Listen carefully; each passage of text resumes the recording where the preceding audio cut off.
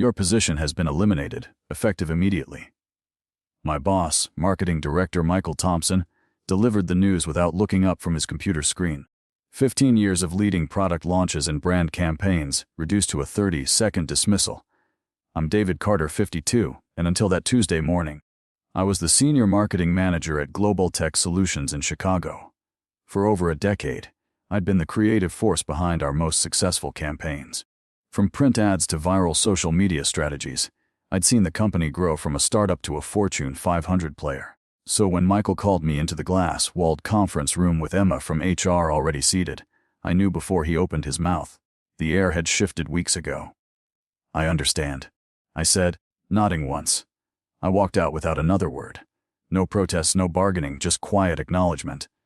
Back at my desk, I watched younger team members glance my way, then quickly looked down at their screens. News travels fast in open plan offices. Most of them were digital natives I'd mentored myself, bright kids. But they had no idea about the nuances of brand positioning or the delicate dance of stakeholder management that had built our market presence. I began packing my personal items methodically. Family photo. Coffee mug from our record-breaking product launch. The small succulent that had survived countless late nights under fluorescent lighting. Sarah from the design team stopped by, her face tight with concern. "David, I just heard. This is ridiculous. You practically built our brand." I shrugged. Companies pivot, but without any warning after everything you've done. Her voice was rising, drawing attention. "It's fine," I said quietly. It wasn't fine. But I wasn't going to make a scene. As I was leaving, Michael stepped out of his office to watch me go. No goodbye, no handshake, just surveillance to ensure I actually left. What none of them had bothered to consider was that I had become the most critical link to our entire client network. Not because I was irreplaceable, but because I was thorough. I had cultivated relationships, documented every strategy, and kept meticulous records of our successes and failures. I also had copies. In my car, I sat for a moment, looking back at the sleek high-rise where I'd spent most of my professional life. The security badge I just surrendered had been renewed 14 times. I started the engine and drove home. They had no idea Thursday's board meeting would be interesting. The next morning, I sat in my home office staring at my laptop. No alarm had jolted me awake. No commute awaited. Just silence and the weight of what had happened. Lisa brought me coffee, placing it beside me without a word. After 18 years of marriage, she knew when I needed space.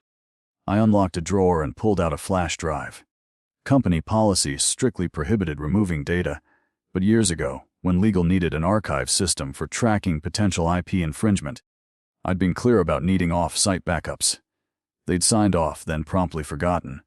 I plugged it in and began reviewing files. There it was, a full history of payments to Pinnacle Consulting Group, nearly $1.5 million over 15 months. The approval chain led straight to our CFO, Robert Walsh. I dug deeper, cross-referencing dates and figures until the pattern emerged. The payments aligned perfectly with a series of marketing budget allocations, but the amounts were inflated, sometimes by 15%, sometimes by 20%. I pulled up Pinnacle's business registration. The listed owner was Jennifer Walsh. A quick social media search confirmed it. Robert's sister-in-law. They were siphoning company funds through fake markups on legitimate expenses. I leaned back, feeling something shift inside. Not anger exactly, more like cold focus. For 15 years, I'd built brands, crafted messages, protected our image. I'd been the reliable one, the steady presence who never caused waves. And they discarded me like last year's campaign. My phone buzzed with a text from Amy, a junior manager I'd mentored. "Sorry about yesterday. Total BS what they did. Thompson's already reassigning your accounts." I set the phone down without responding. The pieces fit now. Michael and Robert needed me gone before anyone connected the dots on their scheme. I drafted an email to the board, then stopped. Too direct. Too easy to dismiss as bitter accusations. I needed leverage precision. I deleted the draft and started planning. Tomorrow was the quarterly review. Perfect timing. That afternoon, I sent my opening move. An email to Michael with the subject line, "Budget discrepancies. Urgent review needed." I included just enough about Pinnacle to be credible but kept the family connection out. If Michael was involved, he'd panic. If not, he'd investigate. Either way. By 4 p.m., my phone rang. Michael's number. I let it go to voicemail. His message was curt. David, we need to discuss your email immediately. Call me back. I didn't. Instead, I drove to a coffee shop, set up my laptop, and waited. At 5:30 another email appeared. This one from Emma in HR. Mr. Carter. We've received concerning communication from you that potentially violates your separation agreement. Please cease all contact with Global Tech employees and remember your confidentiality obligations. Any further communications may result in legal action. So that's how they were playing it. Threaten, dismiss, isolate. I hadn't signed any separation agreement. At 7 p.m. my home phone rang, a number I hadn't used for business in years. I picked up but said nothing. David, it's Robert Walsh. His voice was steady, controlled. We should talk about your concerns. I think there's been a misunder you call it. I asked. Silence. Look, transitions are always difficult. If you have questions about budgets, there are proper channels. Like the board, I interrupted. The board doesn't need to be bothered with operational details.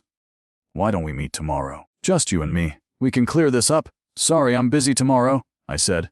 Besides, I think the board might actually be very interested in Pinnacle Consulting and your sister-in-law.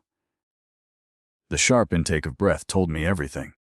You're making a serious mistake, he said finally. We can make this right. Generous severance, references, whatever you need. Goodbye, Robert, I said and hung up. Within 10 minutes, Emma emailed again. Suddenly, my severance package had tripled with an attached agreement requiring complete confidentiality. They were scrambling. But they still thought this was a simple shakedown. They had no idea what was coming. That night, I accessed an old cloud storage account. Inside was another backup. Older but with critical information. Among the files were original campaign budgets I drafted, including documentation of who had requested changes and when. According to these records, Robert Walsh had personally pushed for increased market research allocations 15 months ago, right when the Pinnacle payments began. They thought firing me would bury their scheme. Instead, they'd handed me the shovel to dig it up. Thursday morning brought clarity and confirmation. I'd spent the night combing through years of data, connecting dots I'd previously overlooked. The Apex scheme wasn't Robert's first creative accounting project. 2 years ago, shortly after he became CFO, another pattern emerged. Consulting fees to a firm called Evergreen Solutions. Different name, same game. Inflated invoices for services partially or never rendered. I traced Evergreen's registration.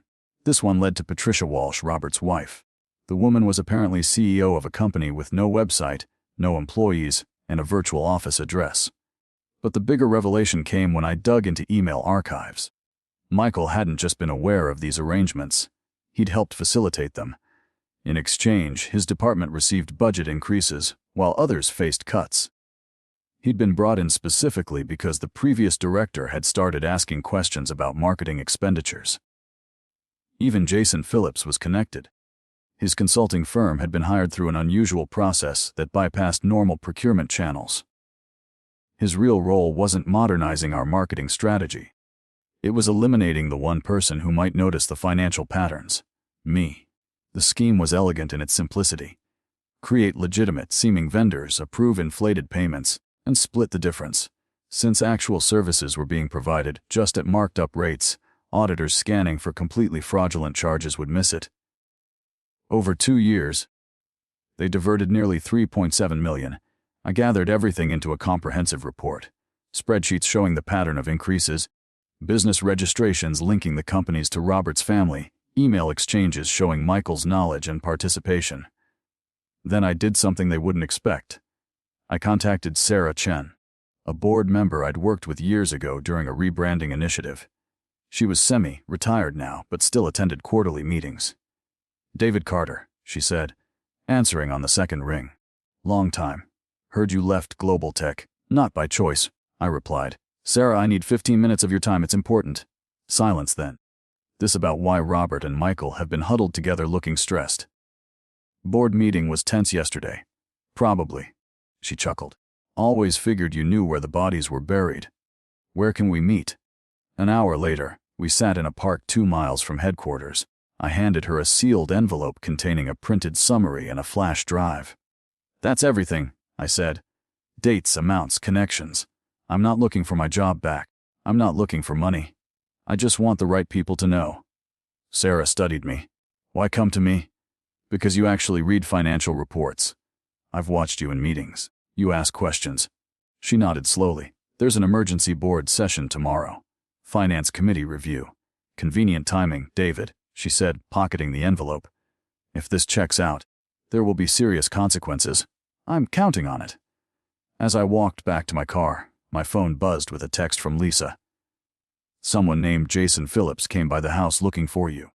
Said it was urgent. I told him you were out. They were getting desperate. Good. That night, using login credentials that should have been revoked, but weren't. I sloppy IT transition, Jason. I accessed the company's email server one last time at 8:00 am tomorrow. Before you approve Q2 bonuses, read this. Attached was my full report. Friday morning dawned clear and bright. I sat on my porch with coffee, watching the neighborhood wake up. No alarm clock, no commute, just waiting. At precisely 8:00 am, my scheduled email delivered its payload to the board members. By 8:17, my phone began to ring. Numbers I didn't recognize, likely board members' assistants scrambling to reach me. I let them all go to voicemail. At 9:00 am, the emergency finance committee meeting would begin. Sarah Chen would be there with my documentation in hand, watching reactions as my email was discovered and discussed. Thursday morning, I executed my plan. At precisely 8:00 am, an email blast hit every board member's inbox. Subject line, Urgent Financial Irregularities Report. Attached was my meticulously compiled dossier. By 8:17, my phone exploded with calls. Board assistants scrambling, no doubt. I let them all go to voicemail. At 9:00 am sharp, the emergency finance committee meeting kicked off. Sarah Chen would be there, armed with my evidence, watching faces as my bombshell detonated. At 9:32, Amy texted, OMG, cops here. Walsh and Thompson in separate conference rooms. Phillips looks like he's gonna puke. WTF did you do? I didn't respond. The wheels were turning exactly as I'd anticipated. By 10:00 am, Global Tech's legal eagle called. Unlike the others, I picked up. Mr. Carter, this is Patricia Graves from legal. We need you in immediately to discuss information you've provided to the board. I'm available by phone. I replied coolly. This really requires an in-person. No, it doesn't. I cut her off. Everything I know is in that report. Everything I have is backed up in multiple secure locations. If anything happens to me or my family, additional copies go to the SEC, IRS, and 3 major news outlets. Silence. Then, measured words, Mr. Carter. The board is taking this extremely seriously. They've already placed several executives on administrative leave pending investigation. They would appreciate your cooperation. I've cooperated fully by providing complete documentation. My part is done. After she hung up, I drove to a diner 20 miles outside Chicago. No sense being easily found today. Over lunch, news started breaking on local business sites. Global Tech executives under investigation for financial irregularities. No names yet, but that would come. At 2 p.m., Sarah Chen called. It's a bloodbath, she said without preamble. Walsh confessed once we confronted him with your evidence. He's trying to cut a deal, blaming Thompson for pressuring him. Thompson's denying everything, and Phillips claims he was just a consultant who had no knowledge of financial matters. Board isn't buying it. We've suspended all 3 pending further investigation. Forensic accountants are coming in Monday. Early estimates suggest at least $4.2 million diverted over 2 years, maybe more. I nodded to myself. I'd been close. The board wants to talk to you, Sarah continued. About coming back, not just to your old position. They're creating a new Chief Brand Integrity Officer role, reporting directly to the board. I'd anticipated this possibility, but still found myself surprised. I'll think about it, I said. That evening I told Lisa everything. She listened without interrupting, then asked, what do you want to do? Good question. The revenge part was complete. The people who'd pushed me out were themselves being pushed out, likely facing criminal charges. Justice had been served cold and precise, but returning to Global Tech meant walking back into the place that had discarded me after 15 years of service. Could I do that? Did I want to? I need time to decide, I said finally. Later that night, I posted a single message to my otherwise dormant LinkedIn profile. Never burn bridges. Just let them collapse under the weight of their own greed. Within minutes, former colleagues started reaching out. Word was spreading. The quiet marketing guy had brought down 3 executives without raising his voice, who they'd underestimated. Monday morning, I walked into Globaltech's headquarters wearing a suit I hadn't needed in years. The security guard did a double take, then quickly printed me a visitor badge. "Welcome back, Mr. Carter," he said with newfound respect. The elevator ride to the executive floor was quiet. I'd never had reason to visit this level before. Now I was expected in the boardroom. 10 board members sat around a polished table. Sarah Chen nodded slightly as I entered. The interim CEO, previously the COO, looked uncomfortable. "Mr. Carter," she began, "thank you for coming. The situation you've brought to light is unprecedented." I remained silent. "The full extent of the fraud appears worse than initially reported," she continued. "The forensic team has identified nearly 5.2 million in diverted funds. Criminal charges are being prepared." Still, I waited. Sarah cleared her throat. "David, the board has unanimously voted to create a new executive position, Chief Ethics and Compliance Officer, full executive privileges, reporting directly to the board. We'd like to offer you the role." I set my folder on the table. "Inside, you'll find my conditions," I said. "Non-negotiable." The CEO opened it, scanning quickly. Her eyebrows rose. "Independent budget. Veto power on financial decisions." I nodded once. "This is unusual," she said. "So was embezzling 5.2 million, I replied. "That happened because no one was watching. Now someone will be." The room fell silent. "You have until noon," I said, standing. "I have other offers." As I turned to leave, Sarah asked, "Did you plan this all along, David?"